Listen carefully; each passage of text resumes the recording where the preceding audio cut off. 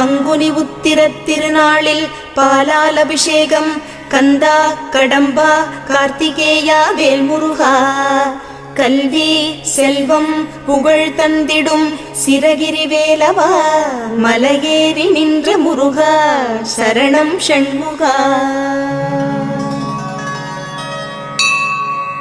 ஸ்ரீ குருகுஹனே வித்யாபலம் அருள்பவனே பொழிபவனே.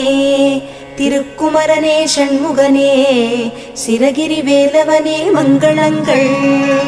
14 சித்தர்களுள் பின்னாக்கு சித்தருக்கு பேரருளை பொழிந்தவனே. சென்னிமலை ஆண்டவனே சிரகிரி வேலவனே மங்களங்கள். கந்த சஷ்டி கவசம் தந்த கந்தனே கார்த்திகேயனே.